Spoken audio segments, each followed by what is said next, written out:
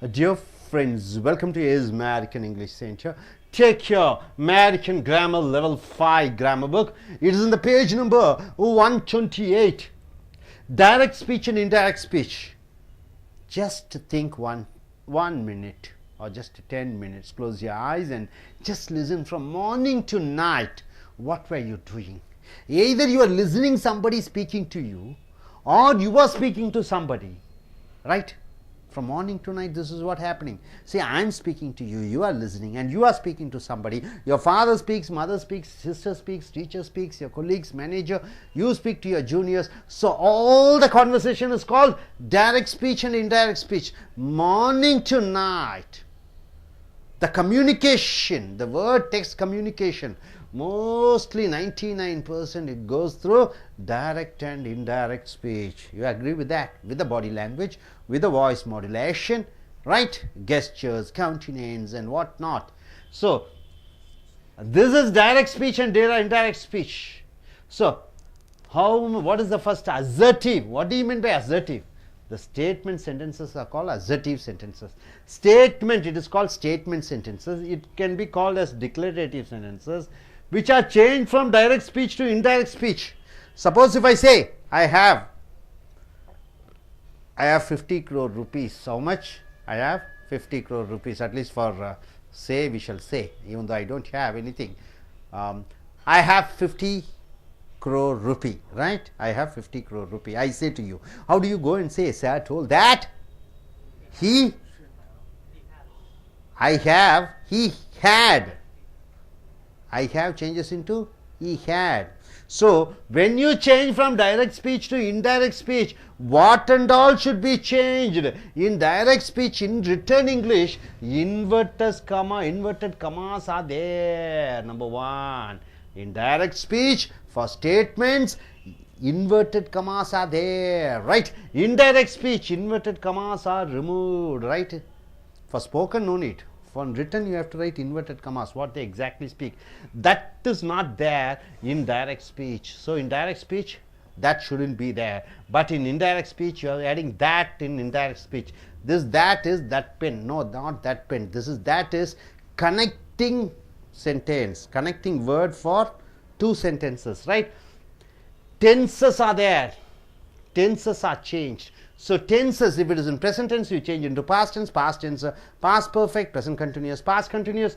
Present tense is changed into past tense in indirect speech. Past tense, see, present tense eat is changed into ate. Past tense ate is changed into had eaten. Past tense is eating is changes into is eating and are eating is changing into was eating and were eating in indirect speech. Now coming here, present perfect changes into past perfect. See, has eaten changes into had eaten.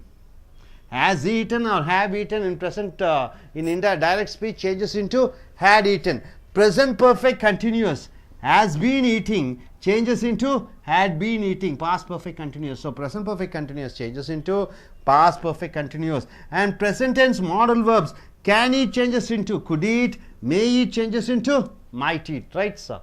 So direct to indirect speech is the most important. Whoever wants to be technically strong in their written English, technically strong in their spoken English, technically strong in the communication skills, technically strong in interpersonal relationship, then you must be knowing the basics of direct to indirect conversion, right? Converting from direct to indirect, 4 types of sentences are there. What is that? Statement, next, question, third, imperative, fourth, or exclamatory. So first statement sentences you are saying. Statement may be positive or negative. So from changing to direct into indirect, inverted commas are removed in indirect speech. That is added in indirect speech.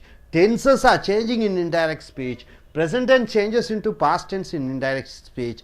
Past tense is changes into past perfect in indirect speech. Present continuous changes into past continuous in indirect speech. Present perfect changes into past perfect in indirect speech. Present perfect continuous changes into past perfect continuous. Present tense modal verb changes into past tense modal verb. Hope you are able to understand, no doubt about it. Are you very clear about this? So out of the 4 sentences, you have come to the first sentences. Then you will be going for an examples, various examples for what? Checking your level of understanding. So நண்பர்களே, உங்களுடைய அமெரிக்க இலக்கண புக்கை எடுத்துக்கொள்ளுங்கள். Level 5 video number 128. assertive statement என்றால் என்ன? வாக்கியங்கள். declarative sentence என்றும் சொல்லலாம். change from direct speech நேர்கூற்றிலிருந்து அயற்கூற்றுக்கு மாறும்பொழுது காலை முதல் இரவு வரை 24 மணி நேரங்கள், வாரத்தின் 7 நாட்கள், மாதத்தின் 30 நாட்கள், வருடத்தின் 365 நாட்களும் நீங்கள் பேசிக்கொண்டு இருக்கக்கூடியது நேர்கூற்று அயற்கூற்று. ஒரு நிமிடம் யோசனை பண்ணி பாருங்கள். காலை முதல் இரவு வரை என்ன செய்து கொண்டிருந்தீர்கள்? ஒன்று மற்றவர்கள் சொல்வதை கேட்டிருப்பீர்கள், அல்லது நீங்கள் மற்றவர்களிடம் சொல்லிக் கொண்டிருப்பீர்கள். அது ஆங்கிலத்திலே அதை டைரக்ட் ஸ்பீச் இன்டைரக்ட் ஸ்பீச் என்று சொல்கிறோம், நேர்கூற்று அயற்கூற்று. ஸோ இந்த டைரக்ட் ஸ்பீச் இன்டைரக்ட் ஸ்பீச் என்பது அவர் சொன்னார் என்ன சொன்னார் என்று மற்றவர்களிடம் சொல்லும் பொழுது அந்த இலக்கண ரீதியாக, அந்த தொழில்நுட்ப ரீதியாக எப்படி அவர் சொன்னார், இதை சொன்னார், இந்த விஷயத்தை சொன்னார் என்று சொல்லும் பொழுது அதில் மாற்றக்கூடிய அந்த தொழில்நுட்பத்தை அறிந்து கொண்டு விட்டீர்கள் என்றால் ஆங்கிலத்திலே பேசக்கூடிய வல்லவராக, எழுதக்கூடிய வல்லவராக மாறிவிடுவீர்கள். உதாரணத்திற்கு டைரக்ட் ஸ்பீச் என்றால் நேர்கூற்று, இன்டைரக்ட் ஸ்பீச் என்றால் அயற்கூற்று ஏற்கனவே பார்த்துருக்கிறோம். அதில் ஸ்டேட்மெண்ட் வாக்கியம் என்று சொல்லக்கூடிய நெகட்டிவ் எதிர்மறை வாக்கியம். உதாரணத்துக்கு ஐ ஹேவ் 10 crore rupeeனா அது positive statement. I don't have 10 crore rupeeனா இது நெகட்டிவ் ஸ்டேட்மெண்ட்டாக மாறிவிடுகிறது. அதில் நேர்கூற்றில் சொல்லும்பொழுது எப்படி விடுகிறது, அயற்கூற்றில் சொல்லும்பொழுது எப்படி? நான் உங்களிடம் பேசுகிறேன், எங்கடா 5 கோடி ரூபாய் இருக்கிறது, I have 5 crores of rupees. நீங்கள் அங்கே போய் என்ன சொல்லுவீங்க? சார் சொன்னார், சார் டோல் தட், அதாகப்பட்டது. என்னிடம் 5 கோடி ரூபாய் இருக்கிறது என்பது அவரிடம் 5 கோடி ரூபாய் இருந்தது என்று. he had 5 crore rupees. ரைட்டுங்களா? ஸோ இங்கே ஸ்டேட்மெண்ட்டில் டைரக்ட் ஸ்பீச்சிலிருந்து இன்டைரக்ட் ஸ்பீச் மாறும்பொழுது இந்த இன்வெர்டட் கமாஸ் என்று சொல்லக்கூடிய அடைப்புக்கு ஒரு எழுத்தாங்கிலத்தில் மட்டும், பேச்சாங்கிலத்தில். எழுத்தாங்கிலத்தில் என்ன சொல்கிறேன்? நீங்கள் அங்கே போய் சொல்கிறீங்க, சார் சொன்னார் எங்கிட்ட 5 கோடி ரூபாய் இருக்குது. எங்கிட்டங்கிறது நான் சொல்கிற அதே வாசகத்தை நீங்கள் சொல்லும் பொழுது இந்த அடைப்பு குறியிட்டு சொல்கிறீர்கள். இது அயற்கூற்றிலே மாறும் பொழுது சார் சொன்னார் அவரிடம் 5 கோடி ரூபாய் இருந்தது என்று, அதாகப்பட்டது என்று சொல்லி அந்த இன்வெர்டட் கமாஸ் அடைப்புக்குறியை நீக்கி விடுகிறீர்கள் எழுத்தாங்கிலத்திலே. பேச்சாங்கிலத்திலே தேவையில்லை. That is not there in indirect speech. நேர்கூற்றிலே தட், அதாகப்பட்டது என்ற வார்த்தை இல்லை. ஆனால் அயற்கூற்றிலே that is added in direct speech. அயற்கூற்றிலே தட், அதாகப்பட்டது என்று சேர்த்துக்கொள்ளப்படுகிறது. உதாரணத்துக்கு தட் பெண்ணுனா அந்த பேனா, இந்த தட்னா அதாகப்பட்டது. ஸோ இந்த தட் வந்து 2 வாக்கியங்களை இணைக்கக்கூடிய அந்த இணைப்பு வார்த்தையாக வருகிறது. அடுத்ததாக டென்சஸ், அதே டென்சஸ் ஆர் சேஞ்ச். இங்கே டென்சஸ் என்றால் காலங்கள், வினைச்சொல்லினுடைய காலங்கள், நிகழ்காலம், இறந்த காலம், எதிர்காலம், அது அப்படியே இருக்கும். ஆனால் இந்த அயற்கூற்றிலே அந்த காலங்கள் மாறி சொல்லுகிறாய். உதாரணத்துக்கு ஐ ஈட் ஏ மேங்கோ என்றால் நீங்கள் அங்கே போய் என்ன சொல்லுவீங்க? Sir told that he ate a mango. that he ate a mango. eat ate ஆக மாறுகிறது. ப்ரெசன்ட் டென்ஸ் பாஸ்ட் டென்ஸாக மாறிவிடுகிறது. ஐ ஈட் ஏ மேங்கோங்கிறது he ate a mango என்று மாறிவிடுகிறது. பாஸ்ட் டென்ஸ் இறந்த காலம் ஐ ate a mango என்று நான் சொல்லும் பொழுது sir told that he had eaten the mango, past பர்ஃபெக்டாக மாறிவிடுகிறது. Present continuous he is eating a mango அல்லது they are eating a mangoங்கிறது he was eating, they were eating, is eating, was eating ஆக மாறிவிடுகிறது. are eating, were eating ஆக மாறிவிடுகிறது. காலங்கள் மாறிவிடுகிறது அயற்கூற்றிலே. Present perfect past பர்ஃபெக்டாக மாறிவிடுகிறது. நேர்கூற்றிலே நிகழ்கால எச்சம் இறந்த கால எச்சமாக மாறிவிடுகிறது.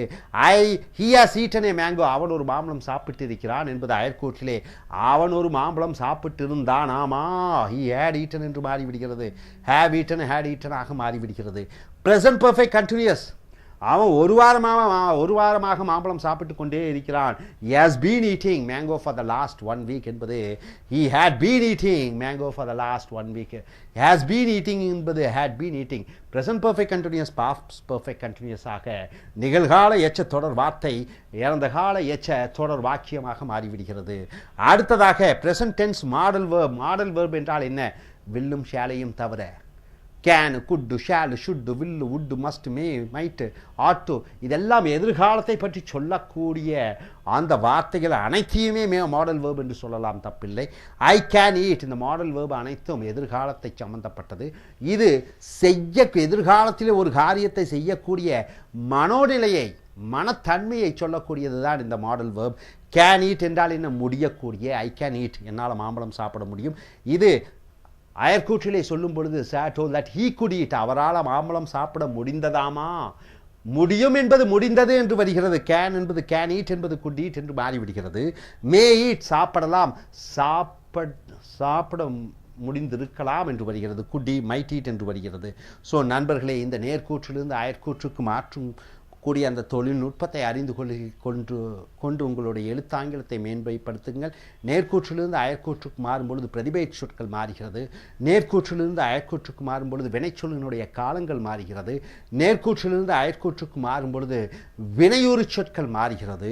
தட்டு சேர்த்தப்படுகிறது. எழுத்தாங்கிலத்தில் இன்வெர்டட் கமா இருக்காது. ஸோ இதை அறிந்து தெரிந்து இனி அடுத்து வரக்கூடிய வீடியோக்களில் நாம் மேலும் சில நேர்கூற்று அயற்கூற்று வாக்கியங்களை பார்ப்போம். அதுவரை தேங்க்யூ வெரி மச்.